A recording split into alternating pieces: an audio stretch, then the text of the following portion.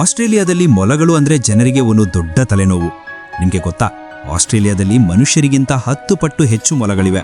ಅಂದ್ರೆ ಅಲ್ಲಿರೋದು 2 ಕೋಟಿ ಜನ ಅಂದ್ರೆ ಮೊಲಗಳು ಬರೋಬ್ಬರಿ 20 ಕೋಟಿ. ಈ ಮುದ್ದಾದ ಪ್ರಾಣಿಗಳು ಅಲ್ಲಿ ಎಷ್ಟು ಹಾವಳಿ ಎಬ್ಬಿಸಿವೆ ಅಂದ್ರೆ ಸರ್ಕಾರ ಇವುಗಳನ್ನ ರಾಷ್ಟ್ರೀಯ ಶತ್ರು ಪೆಸ್ ಅಂತ ಘೋಷಿಸಿದೆ.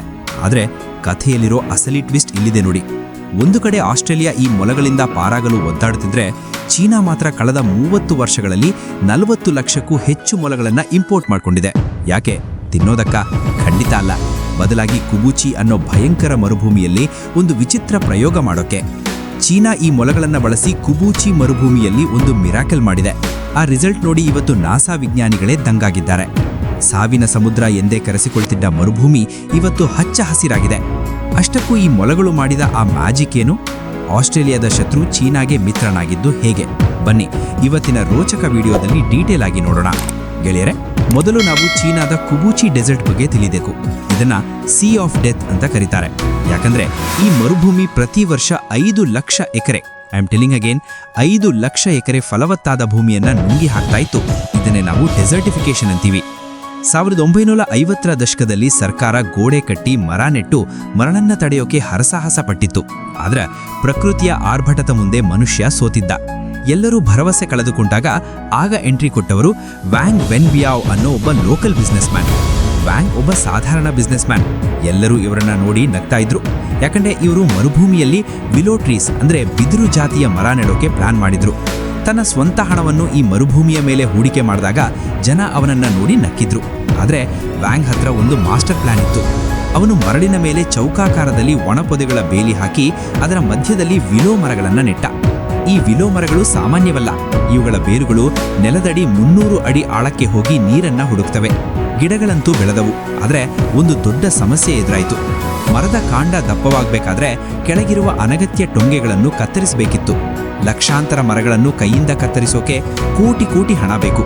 ಆಗಲೇ ಹುಟ್ಟಿಕೊಂಡಿದ್ದು ಆ ಅದ್ಭುತ ಐಡಿಯಾ, ರೆಕ್ಸ್ ಮೊಲಗಳು. ಇದು ಬರೀ ಐಡಿಯಾ ಅಲ್ಲ, ಪಕ್ಕಾ ಸೈನ್ಸ್. ಈ ರೆಕ್ಸ್ ಮೊಲಗಳಿಗೆ ವಿಲೋ ಮರದ ಎಳೆ ಚಿಗುರು ಅಂದ್ರೆ ಪಂಚಪ್ರಾಣ. ಮರುಭೂಮಿಯಲ್ಲಿ ಈ ಮೊಲಗಳನ್ನು ಬಿಟ್ಟಾಗ ಅವು ಮರದ ಕೆಳಗಿರುವ ಬೇಡದ ಟೊಂಗೆಗಳನ್ನು ತಿಂದು ಹಾಕಿ ಮರ ನೇರವಾಗಿ ಬೆಳೆಯಲು ಸಹಾಯ ಮಾಡಿದವು. ಅಂದ್ರೆ ಮನುಷ್ಯರು ಮಾಡಬೇಕಿದ್ದ ಕೆಲಸವನ್ನು ಈ ಮೊಲಗಳು ಫ್ರೀಯಾಗಿ ಮಾಡಿದವು. ಇಷ್ಟೇ ಅಲ್ಲ, ಇದರಿಂದ 3 ದೊಡ್ಡ ಲಾಭಗಳಾದವು. ಒಂದು, ನೈಸರ್ಗಿಕ ಗೊಬ್ಬರ. ಮೊಲಗಳು ತಿಂದ್ಮೇಲೆ ಸುಮ್ಮನೆ ಕೂರುತ್ತಾ? ಇಲ್ಲ, ಅವುಗಳ ವೇಸ್ಟ್ ಅಂದ್ರೆ ಗೊಬ್ಬರ ಈ ಮರುಭೂಮಿಯ ಮರಳನ್ನ ಫಲವತ್ತಾದ ಮಣ್ಣಾಗಿ ಬದಲಾಯಿಸಿತು. 2, ನಡೆದಾಡುವ ಬಿತ್ತನೆ ಯಂತ್ರ. ಮೊಲಗಳು ಹುಲ್ಲು ತಿಂತವೆ, ಆದರೆ ಬೀಜಗಳು ಜೀರ್ಣವಾಗದೆ ವೇಸ್ಟ್ ಜೊತೆ ಹೊರಬರ್ತವೆ. ಬರೀ ಮರ ಬೆಳೆದಿದ್ದು ಮಾತ್ರ ಅಲ್ಲ, ಮೊಲದ ಗೊಬ್ಬರದಿಂದ ಅಲ್ಲಿ ಹುಲ್ಲು ಬೆಳೆಯೋಕೆ ಶುರುವಾಯಿತು. ಸೊ ಗೊಬ್ಬರದ ಮೂಲಕ ಬೀಜ ಬಿದ್ದು ಇಡೀ ಮರುಭೂಮಿ ಹಸಿರಾಯಿತು. ಇಲ್ಲಿ ಇನ್ನೊಂದು ಮ್ಯಾಜಿಕ್ ನಡೀತು. ಈ ರೆಕ್ಸ್ ರಾಬಿಟ್ ಫರ್ ಅಥವಾ ಚರ್ಮ ತುಂಬಾ ಬೆಲೆ ಬಾಳುವಂಥದ್ದು. ರೈತರು ಈ ಮೊಲಗಳನ್ನು ಸಾಕಿ ಅದರ ಫರ್ ಮಾರಿ ಮರಗಳನ್ನು ಪೇಪರ್ ಇಂಡಸ್ಟ್ರಿಗೆ ಮಾರಿ ರೈತರು ಶ್ರೀಮಂತರಾದರು. ಒಂದು ಕಾಲದಲ್ಲಿ ಊರು ಬಿಟ್ಟು ಹೋಗ್ತಿದ್ದ ರೈತರು ಇವತ್ತು ವರ್ಷಕ್ಕೆ ಲಕ್ಷ ಸಂಪಾದನೆ ಮಾಡ್ತಾ ಇದ್ದಾರೆ. ಬರೋಬ್ಬರಿ 1 ಲಕ್ಷ ಜನರಿಗೆ ಈ ರಾಬಿಟ್ ಐಡಿಯಾದಿಂದ ಕೆಲಸ ಸಿಕ್ಕಿದೆ. ಇದು ಕೇವಲ ಮರುಭೂಮಿಯಲ್ಲ, ಇವತ್ತು ಒಂದು ಆರ್ಗ್ಯಾನಿಕ್ ಗಾರ್ಡನ್.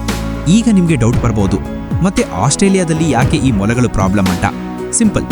ಆಸ್ಟ್ರೇಲಿಯಾದಲ್ಲಿ 1859ರಲ್ಲಿ ಬ್ರಿಟಿಷರು ನ್ಯಾಚುರಲ್ ಆಗಿ ಕಂಟ್ರೋಲ್ ಇಲ್ಲದೆ ಕೇವಲ ಹವ್ಯಾಸಕ್ಕೆ 24 ಮೊಲ ಬಿಟ್ರು. ಅದು ಅತಿಯಾಗಿ ಬೆಳೆದು ಅನಾಹುತವಾಯಿತು, ನೇಚರ್ಸ್ ಆಕ್ಸಿಡೆಂಟ್. ಚೀನಾದಲ್ಲಿ ಇದೊಂದು ಕಂಟ್ರೋಲ್ಡ್ ಇಕೋಸಿಸ್ಟಮ್. ಇಲ್ಲಿ ಮೊಲಗಳನ್ನು ಬಿಸ್ನೆಸ್ ಮತ್ತು ಪರಿಸರ ಎರಡಕ್ಕೂ ಬಳಸ್ತಾ ಇದ್ದಾರೆ. ಇವತ್ತು ಕುಬೂಚಿ ಮರುಭೂಮಿಯಲ್ಲಿ ಜಗತ್ತಿನ ಅತಿ ದೊಡ್ಡ ಸೋಲಾರ್ ಪ್ಲಾಂಟ್ ಇದೆ. ಬಾಹ್ಯಾಕಾಶದಿಂದ ನೋಡಿದರೆ ಇದು ಓಡುವ ಕುದುರೆಯ ಆಕಾರದಲ್ಲಿ ಕಾಣುತ್ತೆ. 50 ಲಕ್ಷ ಸೋಲಾರ್ ಪ್ಯಾನೆಲ್ಗಳ ಕೆಳಗೆ ಬೆಳೆಯುವ ಹಸಿರು ಹುಲ್ಲನ್ನು ತಿಂದು ಈ ಮೊಲಗಳು ಆರಾಮಾಗಿವೆ. ಇವತ್ತು ಕುಬೂಚಿ ಮರುಭೂಮಿಯ 33% ಭಾಗ, 50,000 ಚದರ ಕಿಲೋಮೀಟರ್ ಸಂಪೂರ್ಣ ಹಸಿರಾಗಿದೆ ಅಂತ ವಿಶ್ವಸಂಸ್ಥೆಯೇ ಮೆಚ್ಚುಗೆ ವ್ಯಕ್ತಪಡಿಸಿದೆ. ಮನುಷ್ಯ ಮತ್ತು ಪ್ರಕೃತಿ ಕೈಜೋಡಿಸಿದ್ರೆ ಸಾವಿನ ಸಮುದ್ರವನ್ನು ಜೀವನದ ತೋಟವಾಗಿ ಬದಲಾಯಿಸಬಹುದು ಅನ್ನೋದಕ್ಕೆ ಈ ಪುಟ್ಟ ಮೊಲಗಳೇ ಸಾಕ್ಷಿ. ಈ ಮಾಹಿತಿ ನಿಮಗೆ ಇಷ್ಟವಾಗಿದ್ರೆ ಈಗಲೇ ಲೈಕ್ ಮಾಡಿ ಮತ್ತು ನಿಮ್ಮ ಗೆಳೆಯರೊಂದಿಗೆ ಶೇರ್ ಮಾಡಿ. ಇಂತಹ ಇನ್ನಷ್ಟು ರೋಚಕ ಕಥೆಗಳಿಗಾಗಿ ನಮ್ಮ ಚಾನೆಲ್ಗೆ ಸಬ್ಸ್ಕ್ರೈಬ್ ಆಗೋದನ್ನ ಮರಿಬೇಡಿ. ಮುಂದಿನ ವಿಡಿಯೋದಲ್ಲಿ ಮತ್ತೆ ಸಿಗೋಣ. ನಮಸ್ಕಾರ.